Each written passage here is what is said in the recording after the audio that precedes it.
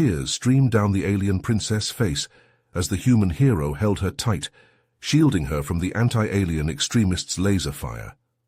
Staccato bursts of red energy bolts zipped over their heads, splintering tree bark and searing the lush grass of Central Park.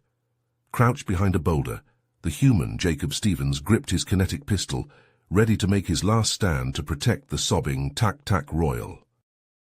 Just minutes earlier, in the grand chambers of the United Nations, two high-ranking members of the Tak-Tak delegation held a hushed conversation during a recess in the interspecies negotiations.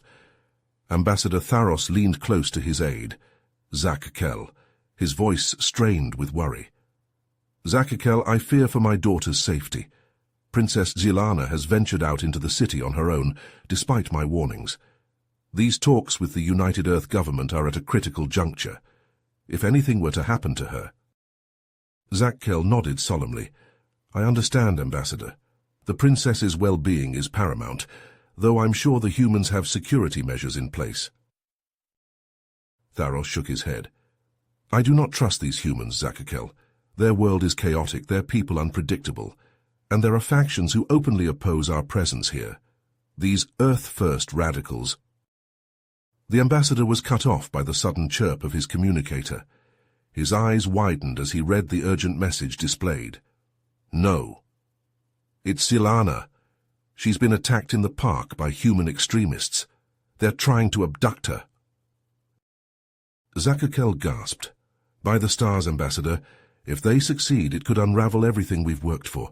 The peace talks, the trade agreements. It could lead to war. Tharos' face hardened with resolve. We must act quickly, Zachakel.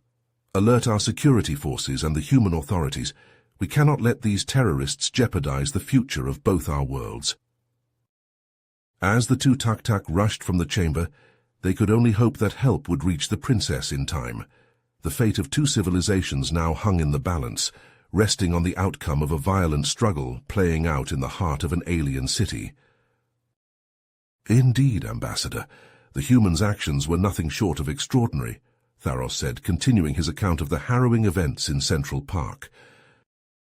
According to Tharos, a human named Jacob Stevens, a 28-year-old security consultant for the United Earth government and former Marine, had been out for a jog when he stumbled upon the terrifying scene. Stevens quickly sized up the situation, realizing that Princess Zilana was in grave danger. Despite being unarmed and facing 3 armed extremists, this brave human didn't hesitate to act, Tharos explained, his voice filled with awe. He approached the kidnappers, attempting to reason with them and defuse the volatile situation. Tharos described how Stevens spoke to the men in a calm but firm manner, acknowledging their concerns about the Tak-Tak presence on Earth, while emphasizing that violence and kidnapping were not the solution. The human appealed to the extremists' sense of reason, arguing that their actions would only damage humanity's reputation among the galactic community. Remarkably, 2 of the kidnappers were swayed by Stevens's words, Tharos said, shaking his head in amazement. They lowered their weapons and backed away from my daughter. Zachakel listened intently, marveling at the human's bravery and eloquence in the face of such danger. It's incredible that he was able to confront armed extremists without resorting to violence himself, the aide remarked, his eyes wide with admiration. Tharos nodded in agreement. Indeed, Zachakel, this human's actions were truly exceptional. However, the leader of the group remained agitated and refused to stand down, even as his accomplices withdrew. Tharos took a breath, pausing for a moment before continuing the story. He recounted how the leader of the kidnappers, growing more and more agitated, thrust his weapon at Stevens. "Get back from her now!" the man shouted, his hand shaking. "I'm warning you!" "Listen, I hear what you're saying," Stevens replied, his voice steady. "You're worried about what all this means for Earth, for humans. I get it, I do." The kidnapper's eyes narrowed. "Do you? Do you really?" The man hesitated, then spoke, his words tumbling out.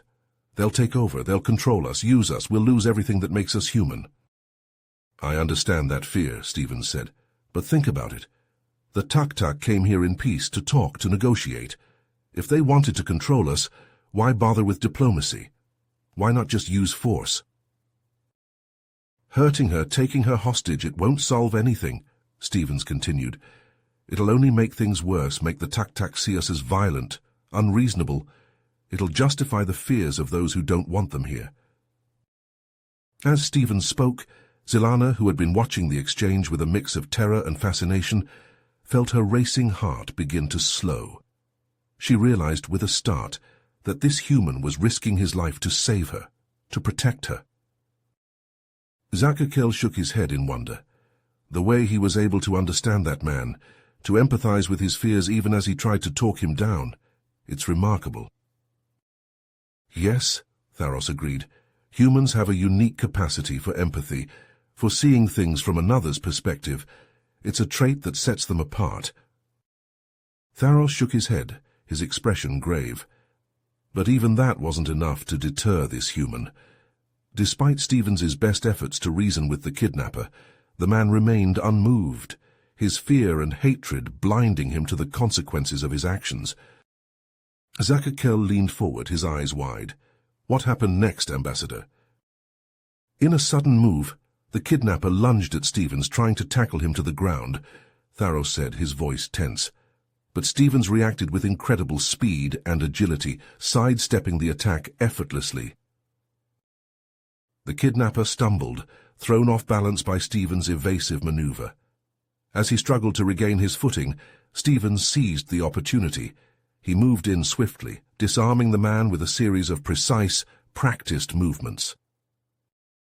Zakakel watched as Tharos mimicked the motions, his hands moving through the air with a fluidity that belied his age. Stevens removed the kinetic weapon from the kidnapper's grasp, rendering it inoperable in a matter of seconds. Incredible, Zakakel breathed. I had no idea humans were capable of such feats. Tharos nodded. It was a sight to behold, Zakakel. The kidnapper, realizing he was outmatched, tried to flee, but Stevens was too quick. He restrained the man using a pair of handcuffs he had been carrying. A human restraint device, Tharos explained. They're used to secure a person's wrists, preventing them from moving freely. Fascinating. And Stevens just happened to have a pair with him. Apparently so, Tharos said. It seems he was prepared for any eventuality. Zakakel shook his head in wonder. The human skills and quick thinking are truly impressive, Ambassador, but I'm curious. Where did he acquire such abilities? Tharos leaned back in his chair, steepling his fingers. From what I understand, Zakakel, many humans undergo extensive training in hand-to-hand combat and self-defense. Stevens, in particular, had served in the human military, where he would have honed these skills to a high degree. Military training? Zakakel asked, his interest piqued. Yes. The humans place a great deal of emphasis on physical prowess and martial ability. They train their soldiers to be adaptable, resourceful, and lethal in a wide variety of situations. Zakakel nodded slowly, processing this information. It's no wonder, then, that Stevens was able to handle the situation so effectively. The combination of his training and the innate human predisposition for quick thinking and decisive action must make them formidable indeed. Indeed, Tharos agreed. In fact, from what I've seen and heard, human physical abilities, their strength, speed, and agility, seem to surpass those of many other species, including our own. Zakakel's eyes widened. Truly, that's incredible, Ambassador. I had no idea. Tharos smiled wryly. There is much we still have to learn about humanity, Zakakel. They are a remarkable species, full of surprises and contradictions. But one thing is certain, we owe a great debt to Jacob Stevens. Without his bravery and skill, my daughter might not be alive right now. Zakakel nodded solemnly. You're right, Ambassador. We must find a way to properly express our gratitude, but for now, please, continue your account. I'm eager to hear how this harrowing tale concludes. Tharos nodded, a small smile playing at the corners of his mouth.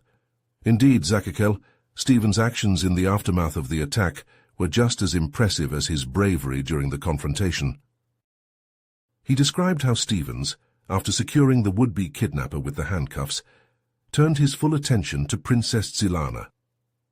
The young royal, though physically unharmed thanks to Stevens's timely intervention, was visibly shaken by the ordeal. He approached her slowly, speaking in a soft, reassuring tone, Tharos recounted.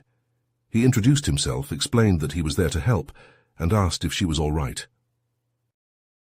Zilana, her voice trembling slightly, expressed her gratitude to Stevens. I don't know what would have happened if you hadn't been there, she said. Thank you, Jacob Stevens. Stevens smiled warmly. You're welcome, Princess. I'm just glad I was in the right place at the right time. He reached into his backpack, pulling out a bottle of water. Here, this might help. It's important to stay hydrated, especially after a shock like this. Zilana accepted the water gratefully, taking a small sip. Stevens, noticing her still shaking hands, gently guided her to a nearby bench. Why don't we sit here for a moment, catch our breath, and wait for the authorities to arrive? As they sat, Zilana, her curiosity piqued, began to ask Stevens questions about himself, about Earth, and about humanity. Stevens, his demeanor calm and friendly, answered each query with patience and a touch of good-natured humor. Zakel, listening intently, shook his head in wonder.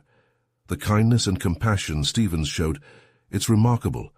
To think that, even after such a harrowing experience, he had the presence of mind to comfort and care for the princess. Indeed, Tharos agreed. Such qualities seem to be highly valued among humans. Despite their reputation for aggression and conflict, they are also known for their empathy, their willingness to help others in need. He leaned forward, his eyes glinting with a mix of admiration and curiosity. It's a fascinating duality, isn't it? The ability to be both fierce warriors and compassionate protectors. In many ways, it's one of humanity's most admirable traits. Zakel nodded thoughtfully. It certainly sets them apart from many other species we've encountered, to possess such a balance of strength and kindness, of courage and compassion. It's truly remarkable. Tharos smiled, his gaze distant as he recalled the scene in the park. Watching Stevens and Zilana there, talking quietly as they waited for help to arrive, I couldn't help but feel a sense of hope. Hope for the future of our two species, for the bonds we might forge. He paused, his expression turning serious. But the incident also served as a stark reminder of the challenges we face, the prejudice, the fear, the misunderstanding that still exists on both sides. Tharos nodded solemnly. Stevens' actions that day were nothing short of heroic. When the authorities arrived on the scene, he calmly recounted the events, providing them with all the necessary details to apprehend the kidnappers. Zakel leaned forward, his eyes wide with interest. And what of Princess Zilana? How did she react to Stevens' bravery? A smile played at the corners of Tharos's mouth. She was overwhelmed with gratitude. As the police took the extremists into custody, she turned to Stevens, tears in her eyes, and thanked him profusely for his courage and kindness. I can only imagine, Zakel said softly. To be in such a terrifying situation and then to be rescued by a complete stranger, it must have been an incredible relief. Indeed, Tharos agreed, and Stevens, ever the humble hero, simply told her that he was glad he could help, and that he hoped the incident wouldn't taint her view of humanity. Zakel shook his head in wonder. The impact of his actions, it goes beyond just saving the princess, doesn't it? In that moment he represented the best of humanity, their bravery, their compassion, their willingness to stand up for what's right. Tharos nodded, his expression thoughtful. You're absolutely correct, Zakel. Stevens' actions likely did more to foster goodwill between our species than any number of diplomatic meetings or trade agreements. He showed us the true face of humanity, and it's a face of courage and kindness. It makes you think, Zakel mused, about the power of individual actions, how a single person in the right place at the right time can change the course of history. Indeed, Tharos said, and it underscores the importance of personal connections and understanding between our peoples. As our worlds become more intertwined, it's these bonds, forged in moments of crisis and compassion, that will hold us together. Zakel leaned forward, his eyes shining with curiosity. The news of this incident must have spread like wildfire, Ambassador. How did the Tak-Tak Confederation and the United Earth government react? Tharos nodded, a small smile playing on his lips. Indeed, Zachakel, the story of Stephen's bravery and Princess Zilana's rescue quickly became the talk of both our worlds. The media, both Tak-Tak and human, were abuzz with the details of the incident, and the public on both sides were eager to learn more about the man who had risked his life to save a member of our royal family. "I can only imagine," Zachakel said, his voice filled with wonder. "And what of Princess Zilana? How did she respond to all of this attention?" The princess, ever gracious and wise beyond her years, saw an opportunity to turn this incident into something more, Tharos explained. She insisted on publicly thanking Stevens in a ceremony attended by dignitaries from both the Tak-Tak Confederation and the United Earth government. Zachakel's eyes widened. A joint ceremony, that must have been quite an event. "It was," Tharos confirmed. "Held at our embassy in New York, the ceremony was a grand affair with representatives from both our worlds coming together to honor Stephen's courage and the bond that had been forged between him and the princess." "And what did Princess Zilana say in her speech?" Zachakel asked, leaning in closer. Tharos's expression softened as he recalled the princess's words. She spoke eloquently about the friendship and trust that had developed between herself and Stevens in those harrowing moments in the park. She emphasized how this bond, born of courage and compassion, could serve as a model for relations between our two species. "Indeed," Tharos agreed, and Stevens, for his part, accepted the princess's thanks with humility and grace. But he also used the opportunity to speak about the importance of understanding and compassion in building bridges between cultures. Zachakel cocked his head, intrigued. What did he say? He reminded us that, despite our differences, the Tak-Tak and humanity share many common values and aspirations, Tharos recounted. He urged us to focus on these commonalities, to use them as a foundation for working together to create a better future for all. Zachakel sat back, a look of admiration on his face. The wisdom and foresight shown by both Princess Zilana and Stevens is truly remarkable, Ambassador. To think that they could see beyond the immediate incident and recognize its potential to shape the future of our relations. Tharos smiled, nodding in agreement. It is a testament to the power of individual actions, Zachakel. While grand gestures and sweeping agreements are important, it is often the smaller, more personal interactions that have the greatest impact in the long run. Like a ripple in a pond, Zachakel mused, spreading outward and influencing everything it touches. Precisely, Tharos said. And this incident, Zachakel, showcases the incredible potential for growth and understanding that can come from embracing diversity, from learning from those who are different from ourselves. Zachakel leaned back in his chair, his expression thoughtful. It makes you wonder, Ambassador, what other lessons we might learn from humanity and what other bonds might be forged as we continue to navigate this new era of interstellar cooperation. Tharos leaned forward, his eyes shining with enthusiasm as he recounted the blossoming friendship between Princess Zilana and Jacob Stevens. In the weeks and months following that fateful day in Central Park, Zilana and Stevens remained in close contact, their bond growing stronger with each passing day. Zachakel nodded, a smile playing at the corners of his mouth. It's remarkable, isn't it, that a friendship could form so quickly and between two individuals from such different worlds. Indeed, Tharos agreed. Zilana, ever curious about Earth and its inhabitants, invited Stevens to join her on a series of diplomatic missions to various human settlements. She was eager to learn more about their culture, their way of life. And Stevens accepted, Zachakel asked, though he already knew the answer. Without hesitation, Tharos confirmed. He seemed just as eager to share his world with Zilana as she was to explore it. Zachakel leaned back in his chair, his expression thoughtful. What sorts of places did they visit, Ambassador? Tharos's eyes lit up as he recalled the stories Zilana had shared with him. Oh, they traveled far and wide, Zachakel. Stevens took her to the bustling streets of Mumbai, where they sampled spicy curries and marveled at the intricate textiles. They wandered the ancient ruins of Athens, discussing philosophy and the origins of democracy. "It sounds like they had quite the adventure," Zachakel remarked, his voice tinged with a hint of envy. "That they did," Tharos agreed. "But it wasn't just about Zilana learning about Earth. She in turn shared with Stevens the rich history and culture of the Tak-Tak. She taught him about our art, our music, our way of understanding the universe." Zachakel nodded, his expression one of deep appreciation. A true exchange of ideas and experiences, the very essence of diplomacy. "Precisely," Tharos said.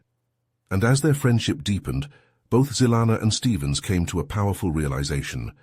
Despite the vast differences between our species, the physical distance between our worlds, they discovered that they shared a common bond.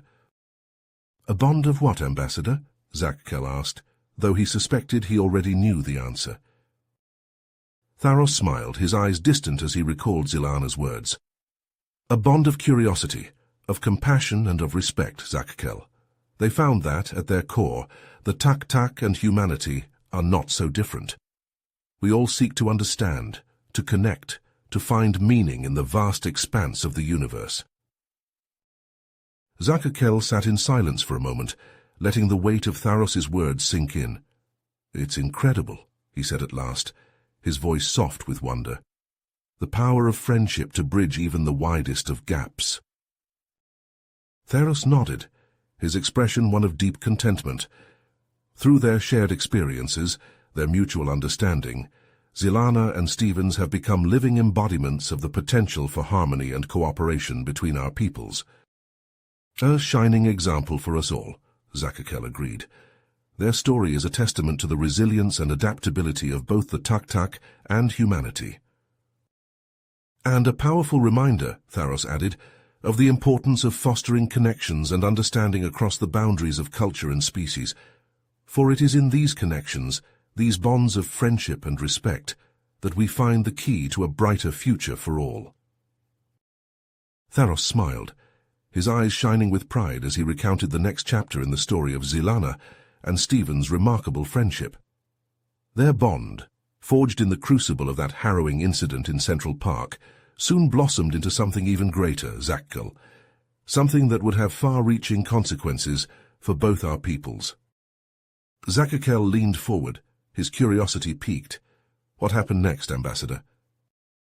Inspired by their shared experiences and the deep understanding they had developed for one another's cultures, Zilana and Stevens approached their respective governments with a groundbreaking proposal, Tharos explained, his voice filled with excitement. They envisioned a joint Tak-Tak-human cultural exchange program designed to foster greater cooperation and understanding between our species. Zachakel's eyes widened. "A cultural exchange program? That's a brilliant idea." Tharos nodded, his expression one of deep satisfaction. "Indeed it was, Zachakel. The program would involve the exchange of students, scholars and artists between Earth and our homeworld, allowing them to immerse themselves in each other's cultures, learn from one another and build lasting bonds of friendship and respect." "And how did the governments respond to this proposal?" Zachakel asked, his voice tinged with anticipation. "With great enthusiasm," Tharos replied, a broad smile spreading across his face. Both the Tak-Tak Confederation and the United Earth government saw the program as an opportunity to build stronger ties between our peoples, to promote peace and understanding on a scale never before seen. Zachakel shook his head in wonder. Incredible, to think that the actions of just two individuals could set such momentous events in motion. "It is a testament to the power of friendship, Zachakel," Tharos said, his voice filled with conviction, "and to the vision and dedication of Zilana and Stevens. They worked tirelessly to make the exchange program a reality, recruiting participants, organizing events, and facilitating communication between our cultures."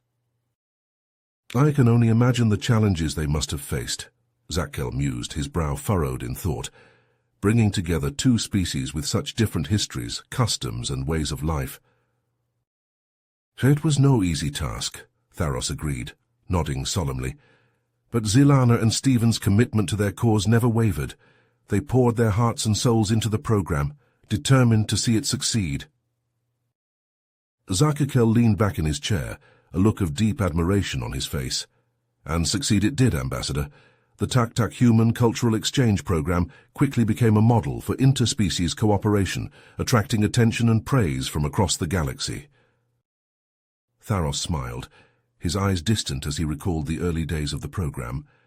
I remember the first group of human students arriving on our homeworld, Zachakel.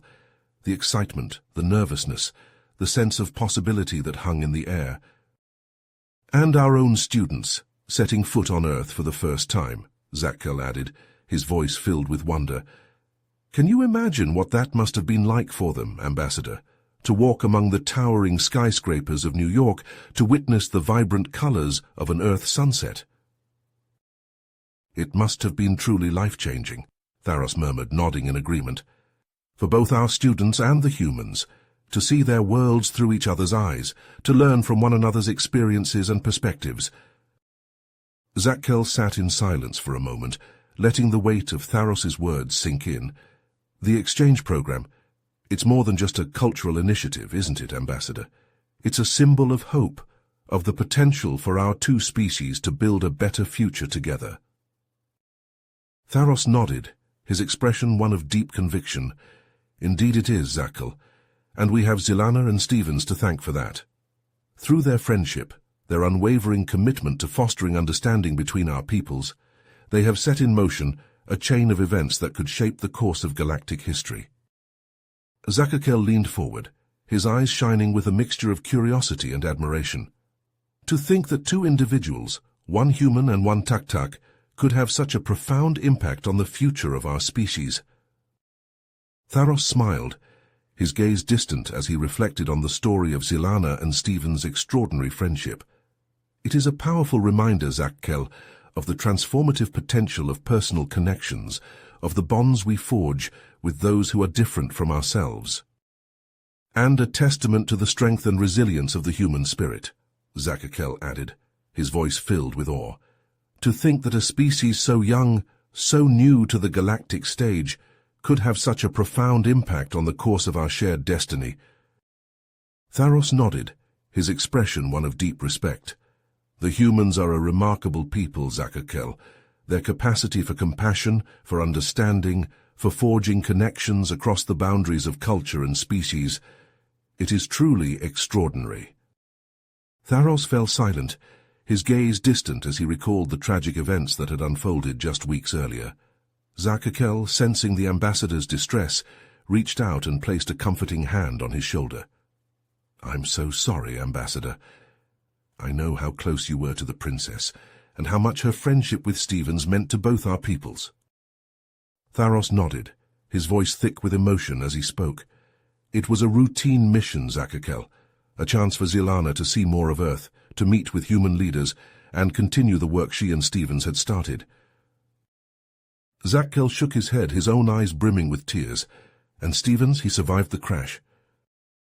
Yes, Tharos confirmed, his voice barely above a whisper, but Zilana, she was gravely injured.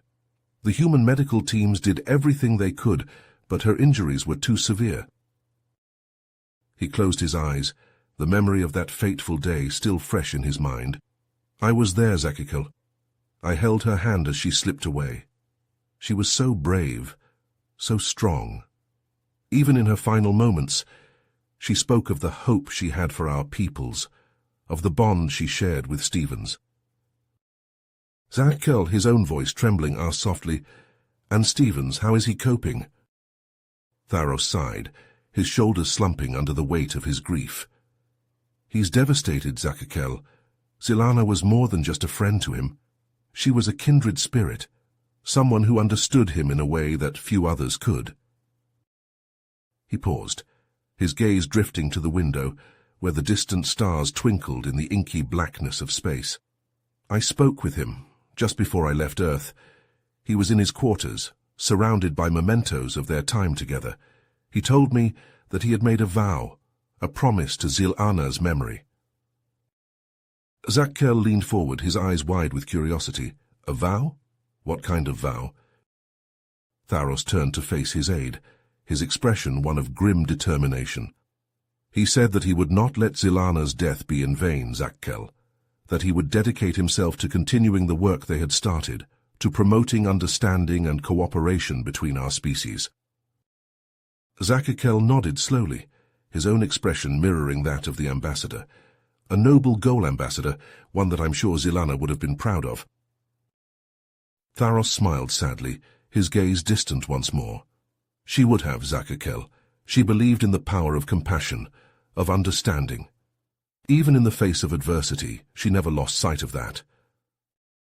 Zakkel, his own voice heavy with emotion, added softly, "And through the memories we hold of her, ambassador, the impact she had on all of us, the love and compassion she showed to everyone she met." Tharos nodded, his eyes glistening with unshed tears. "You're right, Zakkel. Zilana may be gone, but her spirit lives on, in the bonds we forge, the connections we make, and in the unwavering commitment to understanding and peace that she embodied." You have reached the end of the story.